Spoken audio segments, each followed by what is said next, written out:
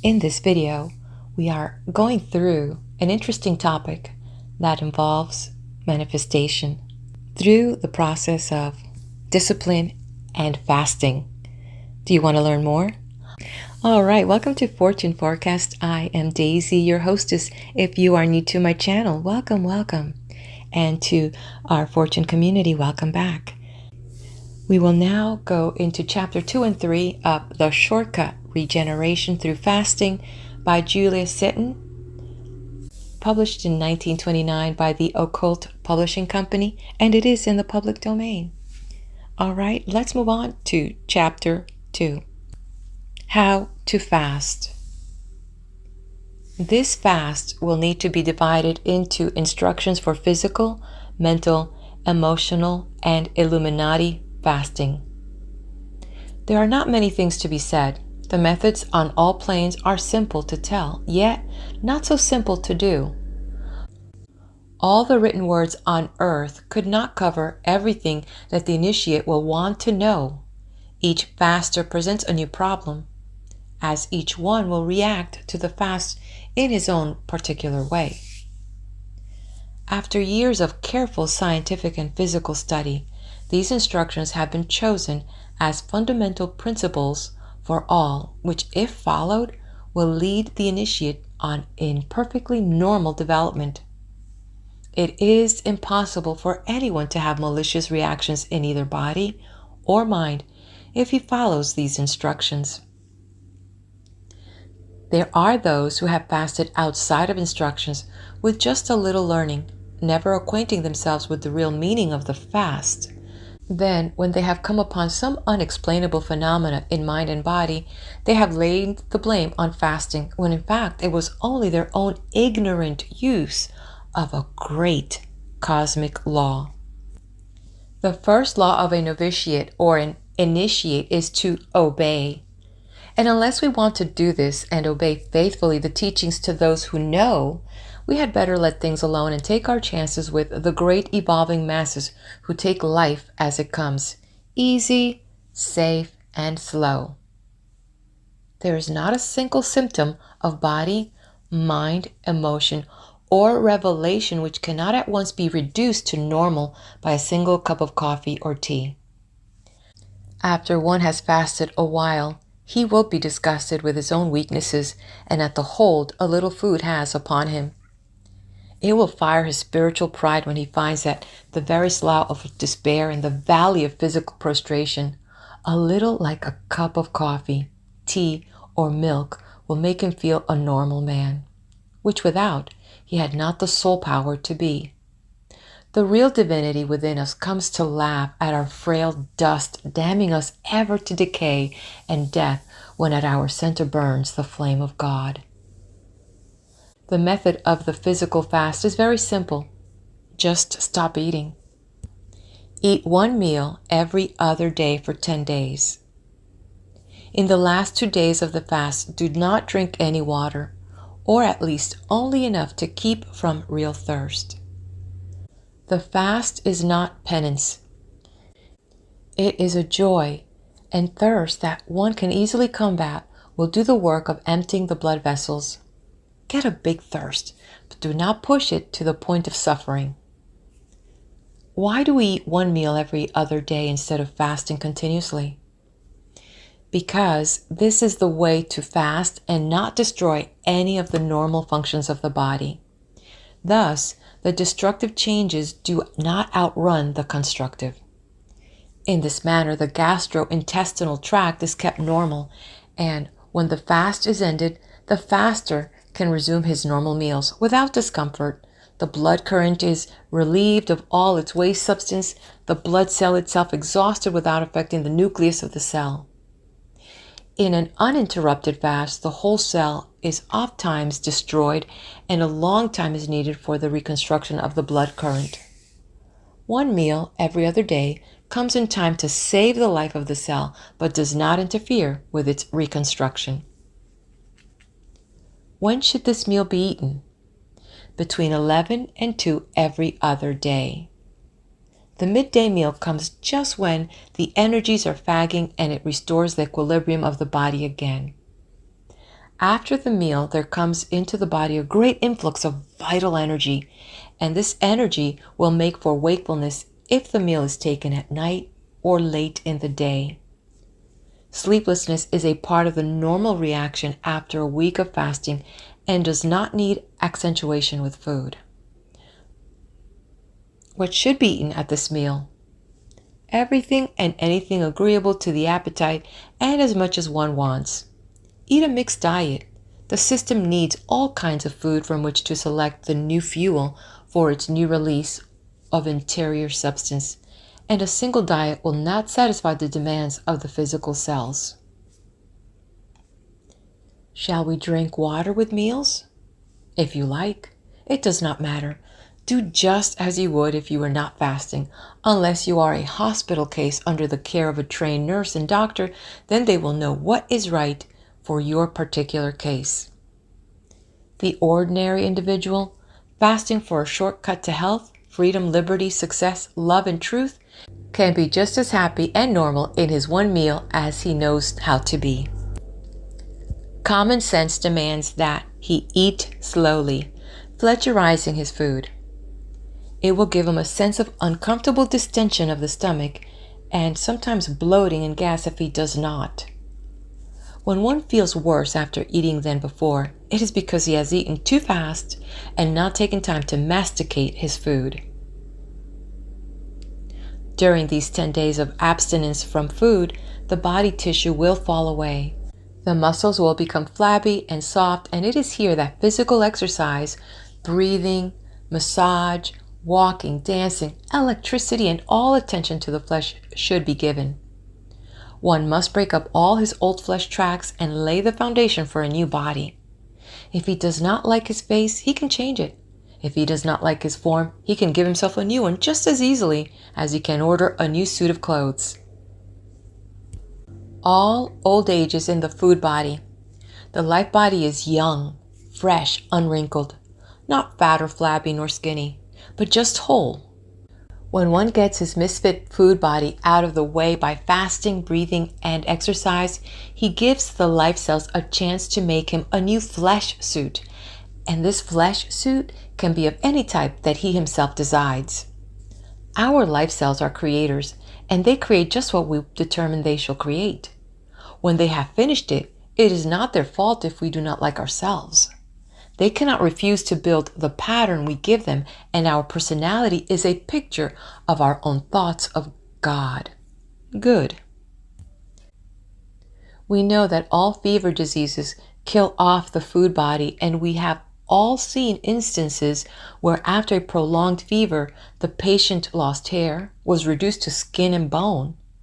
When he recovered and took on flesh, he was a new creature, plus a new crop of shining hair. We know now that fasting does just this rearrangement of the flesh, and does it without the penance of fever, pain, and disease. So we just stop eating and break up our old flesh body in every way that we can. We get back to normal posture, stand erect with all our bony structure held as it should be, so that when our new body comes on, it will be draped with grace over our bones, and all errors of physical angles be lost.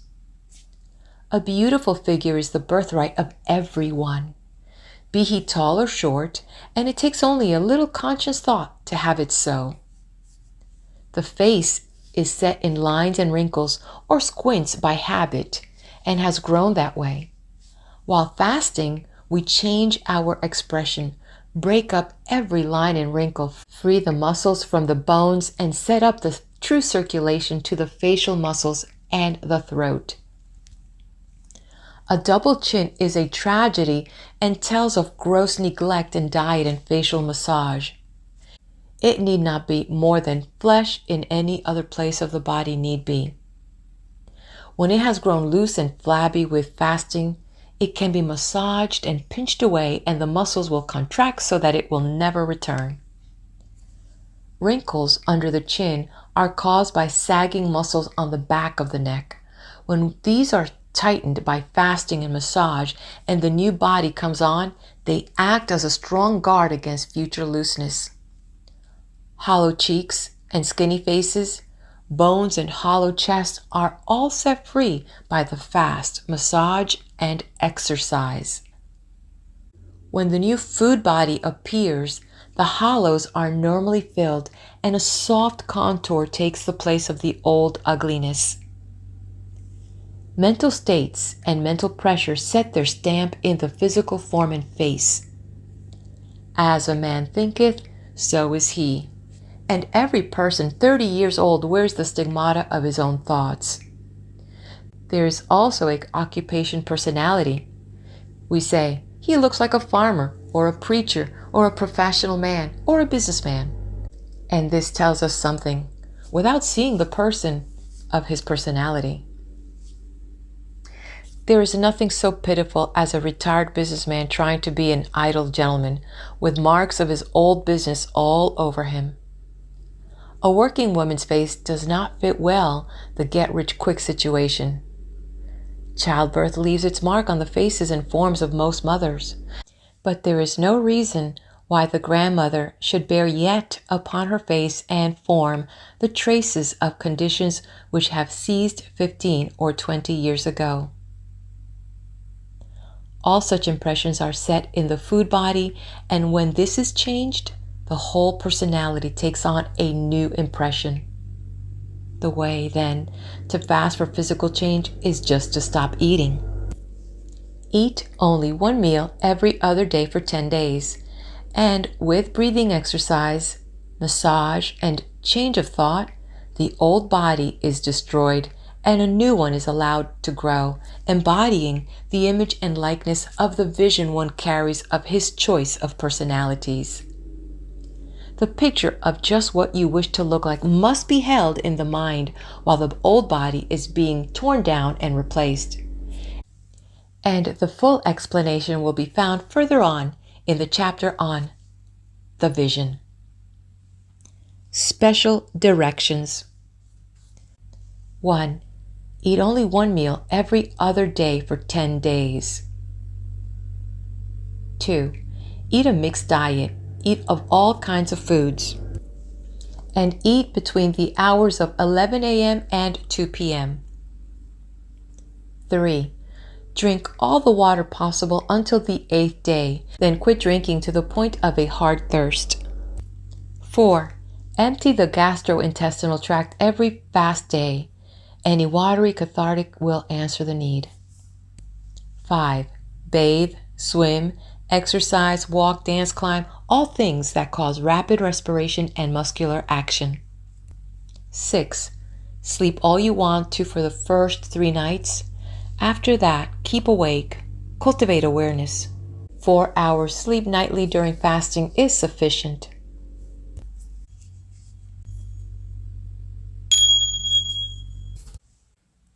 End of chapter 2. We'll flip the page now to chapter 3, the physical fast. The physical fast is directed to the correction of all physical errors. The ordinary human has any number of faults in his physical body. Neglect and posture has given him errors of physical angles by throwing the bony skeleton out of its normal relationships. The shoulders are stooped, the backbone out of plumb, the chest sunken, the hip bones protruding or twisted from a parallel. The facial muscles are wrinkled and the eyes squinted out of all normal balance. Hardly one person in 100 is true to the type nature intended him to be. Not 1 in 100, but might be the image and likeness of God if he had the spiritual backbone and knowledge enough to take himself in hand. One meets real flesh pots creeping along the human pathway. They have eaten themselves out of shape, filled full of fatty deposits, all harmony of flesh lost in the deformity of too much food and lack of purification of the flesh body. The great flesh pots who call themselves men and women are really not so at all. They are simply walking sanitary vats into the appetite and self-indulgence have poured too big a stream of waste materials. When one looks at the purple circulation, under-aerated, under-eliminated, one cannot help but think, "Ye suffer from yourselves, none others bind ye that ye bloat and die." The hospitals and sanatoriums are full of this overfed, unpurified lot. The doctors' and healers' offices are crowded with them.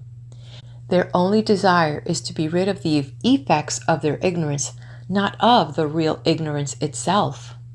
They really do want to be well and healthy, but most of them want more to be undisturbed in the old habits of thought, feeling, and action that have made them what they are. Try to knock out their little god of appetite and see how they will defend him. Try to tell them that a certain line of thinking is poisoning their blood, or a certain sickly emotional stimulus is weakening their circulation, and that they must fast, breathe, and change their thinking and actions. They will turn away with the question, "Oh, can't you cure me without all that trouble on my part?" I have offered for 5 years to take any woman from 50 to 70 years of age, and if she will obey all the orders of a complete fast, body, mind, and spirit, I will remodel her so that she will look, act, feel, and be in the possession of the gifts of a girl of 18. Why do you suppose my time is not all employed in the care of these people? Surely old age is a tragedy, not age, but old age. One hates to sit and see the years creep on with their evolutionary marks, loss of form, hair, and teeth, and then come slowly to the tottering edge of a grave which the spirit in us has no desire to welcome. The answer to why they do not come is simple. First, they do not believe that it can be done. They have never seen it done, and the old race teachers are wedded loyally to eating. They have made food their god instead of the god of energy in man himself. They are afraid. They think they will die if they do not eat, that man lives physically by food alone, while the whole truth is he lives by the great burning electrons of his being, and very little food is enough to make a carbon through which the passing currents can break into energy. Man is not flesh, he's fire, and at his undiscovered center is the flame from whence he came. Then again, by the time old age comes on, they have an old age consciousness, and they hug to themselves the cozy corners. They hate exercise. They are fond of all the little hypnotic creature comforts. They like the things which have made them what they are better than the things which will unmake them and give them a new lease on life and youth. They think the laws laid down for their regeneration will kill them, when the fact has always been that whatever anyone thinks will kill him is exactly the thing he needs to cure him. Again, those who need this new transformation process, the very worst, are always surrounded by a bevy of old thought doctors who are signed, sealed, and delivered to their old idea of food as a necessity. And these caution the patient seriously against fasting. Or they are just as completely bound by friends and relatives who will watch the green and yellow colors of the dying flesh, which is bound to appear during the first few days of fasting, and they will worry and fret at every change in the luster of the eve or the color of the skin. No matter how near death they may be, even given up by their doctors and friends, they still hesitate to allow the fast test. If I had a sanatorium today with money enough behind it to make me free to do anything I wanted to do and registered medically in any state, and I should go to the country infirmary or to the insane asylums and ask them to give me for experimentation the so-called hopelessly insane or incurably diseased, do you think I would be allowed the opportunity? No, indeed. No more than the insane wards will lend themselves today to an exorcist who knows insanity as astral hypnosis and treats it by the laws of obsession. But there are individuals who are listening and lending themselves to the new psychology and using it as scientifically as a scientist works in a laboratory, And in a few more years, the first and only cure for mental or physical diseases will be found in fasting and breathing. The physical body is made up of two kinds of cells, and these cells, by their intelligence, build and rebuild flesh. Every tissue, bone, or muscle has its own particular intelligence and works under the master intelligence of its own kind. You could not make a bone cell build brain substance, nor a skin cell make a muscle. One must realize first the tremendous importance of his physical body. It is wonderfully made up by an army of skilled workmen, all of whom are under his own master mind. Left to themselves, the cells will obey the master cell consciousness, but when consciously linked with the mind of the individual, every master cell in the body will take the command of a higher thought. One great army of intelligence is called the permanent atom electrons, mentoids, but psychologically and preferably the life cells. These cells are embryonic and are first and last in the scheme of creation of the flesh. These know nothing of age or pain, decay or disease. They are life, nothing but life, expressed in unceasing construction and reconstruction. The other cells are the food cells, and these are the cells which proliferate, build, and change. The food body is put off and on. It is only the insulator of the life body, and the food cells change every 30 days. We are changed even to the marrow of our bones in something less than 30 days. And we can grow a new food body just as a lobster grows a new claw. All old age, all disease, all abnormalities are in the food body, and all change can be established through simply discontinuing the old food body. In disease, the patient is walled in with a food body whose every cell intelligence is stamped with the belief in disease. He may be a mass of corrupt food cells which refuse to break and reestablish a normal insulation throughout the physical self. There are those who are really dead in their shell of food cells. No matter what they eat or what they do, they cannot bring any effect to bear on their flesh. It is just as much a sign of error to have a body that never responds to food, never puts on a pound of flesh, as to have one which calls for food continually and builds it all into excess flesh. Our first step then in the physical fast is just to stop eating long enough wholly to rearrange the food body. We must want to fast more than we want to eat and have spiritual discipline enough to set the law for our own cell calls. All appetite is in the food body, and as it lives by the stimulation of food, it must die if it does not receive it. There are several different degrees of vitality in the food cells. In the first day's fast, millions of soft cells will perish, but there are others which will still persist. We must fast until, from every organ of the physical body, the food body has died out, leaving just the one natural layer which nature gave in the beginning as insulation of the life cells. The thirst of the drunkard and the habit of the drug fiend is in his food body. It is the appetite of the cell that calls for its continual satisfaction, which keeps them both returning to the drink and the dope long after the mind has weakly determined that they will reform. The united call of the cell intelligence for their food is stronger than the willpower which the mind sets up in opposition.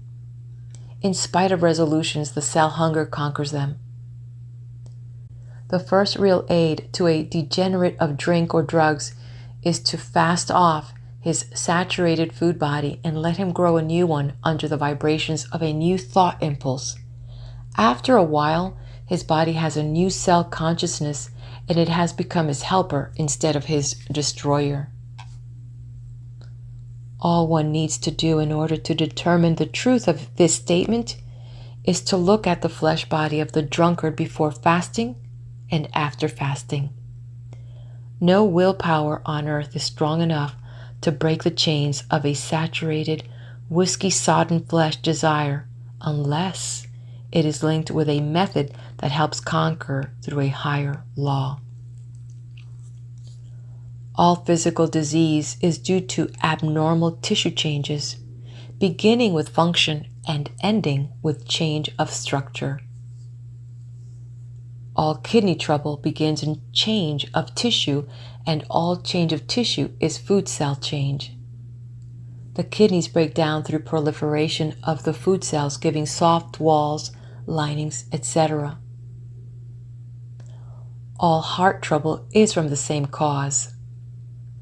The wonderful walls of the heart, which must remain nearly perfect in life cells, become fatty in change, and the soft and valvular tissue sags, and the walls are no longer taut and strong to do the occult work of regulating the circulation in harmony with the brain and breath, or they become too thin from lack of normal food cells. All nervous diseases are caused by some error in the food body. Back of all nervous diseases are food cell adhesions. Adhesions are unknown in the life cells. If all paralytics and nervous patients were placed in a hospital under the care of a psychologists and nurses, then fasted until they were skin and bone, then fed until they had put on a reasonable food body, then fasted again and yet again, the adhesions and malnutrition of their nervous system would disappear and a new, strong readjustment of food cells and life cells would obtain. No fear that any patient will die of fasting. The starvation cure is the safest and newest psychological discovery. This new method calls for supervision by those who are perfectly familiar with all the symptoms, changes in flesh, mind, and emotion which a fast brings on. The new sanatorium for reconstruction of the patient will not be in the hands of a sleek, fat, indulgent group of men and women who never gave themselves a moment's real discipline. No man or woman should be allowed to put a patient through a fast who has himself always yielded to the slightest weakness of his own mind and flesh. But the new psychology will be in the hands of initiates who have themselves been over every step of the transmutation path. Then there will be a true understanding of a patient's needs and a true sympathy with his mental moods. The new sanatorium will no more accept the uninitiated than will the new asylum for mental diseases accept for managers and directors those who have no knowledge of their own extended states of mind and those to whom clairvoyance, trance, and transcendentalism are unknown. No one who does not even know that he has an astral body, much less has ever seen it, will be acceptable in the new management. The only one acceptable will be the real, true modern mystic having all the extended states of mind found in the asylum, but who, instead of becoming insane, has correlated them all into a perfect relationship. In other words, a Superman who is enabled by his own enlarged consciousness to understand the disorganized states of mind in the wards. The new world will be in the hands of its higher masters who, with insight keen, will direct them over a larger path. Fasting, directed and controlled, is the cure and the only cure of all the so-called incurable diseases on earth. Locomotor ataxia may be easily overcome by one who has the strength and purpose to cure himself by the simple method of reconstruction through fasting, breathing, and thinking. Epilepsy is a disease of obsession, and the obsessing entity can be permanently displaced through fasting. There will come a day, and soon, when men will learn that when they really have enough of anything, they can quit, and quit through establishing a conscious union with the finer laws of the flesh. just to fast or simply stop eating until body, mind and soul and spiritual consciousness have changed, then we have put off the old man of limitations and put on the new through intelligent use of our finer forces.